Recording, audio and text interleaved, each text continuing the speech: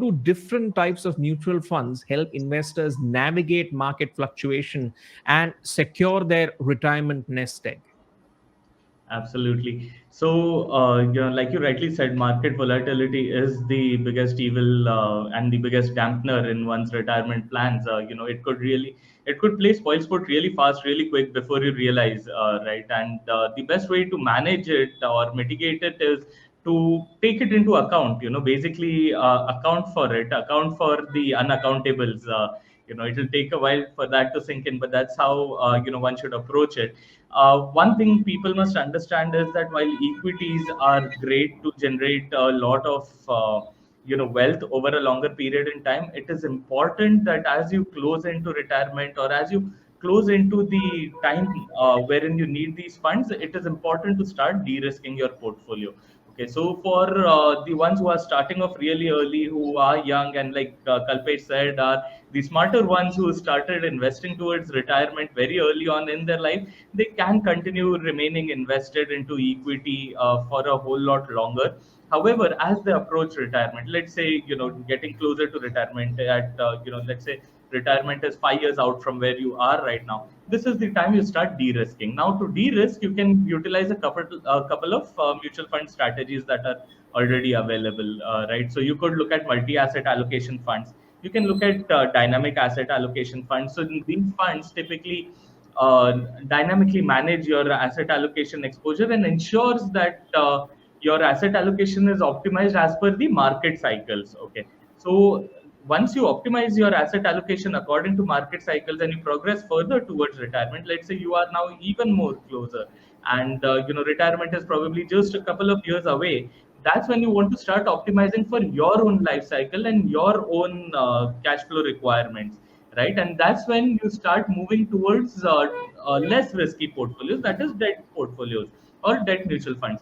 See, one thing that people must recognize is whenever you're building for retirement and as you close retirement, there's a certain pecking order in which you must select your portfolios and you must design your portfolios according to. The pecking order would be number one, prioritize liquidity.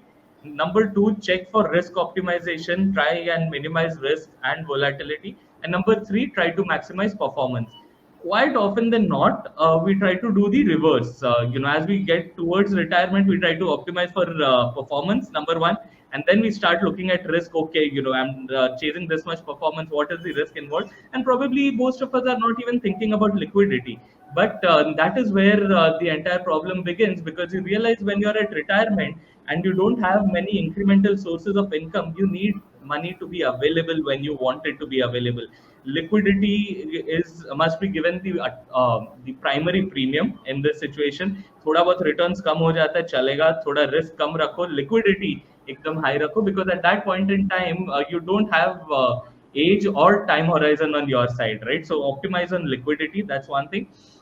And this also draws upon a little bit of inherent behavioral biases. As you move towards retirement, no matter how much you have saved, you tend to get desperate, and you try and out of desperation you tend to make certain reckless decisions to maximize your income, because you realize that you got to live the rest of your life on whatever this is, right? So such behavioral trades start coming into play and derail your retirement plans. And all of this happens on the basis of desperation, and desperation is nothing but a byproduct of being unplanned, or not accounting for the unaccounted.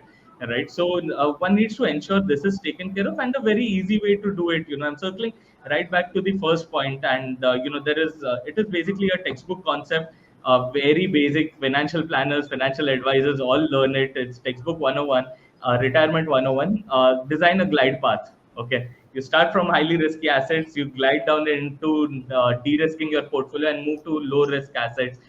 At the start, you would be having a thematic portfolio. You would be having your entire core satellite, aggressive mid cap, small cap, thematic plays, all of that at one end of the spectrum. As you start de-risking and approaching retirement, you will be looking at fixed income instruments. You'll be looking at traditional, conventional fixed deposits, like Vinod suggested. No matter how bullish you are on equities and how much you want to optimize market cycles, there is a point in life where you need to optimize for your life cycle and your cash flow cycles, and no longer for what the market is doing, right? So at the far end of the spectrum, you're optimizing for that, and your portfolio will be heavily skewed towards fixed income instruments, conventional fixed deposits, and very relatively lesser risk mutual funds. If you're still aggressive, you may hold a certain portion into more optimal dynamic asset allocation or multi asset allocation funds, while constantly ensuring you're doing the standard practice of running an SIP, averaging through the duration, etc. Those are standard pieces of wisdom that should apply throughout anyway. An investor education and awareness initiative of Aditya Birla Sun Life Mutual Fund. Mutual fund investments are subject to market risks. Read all scheme related documents carefully.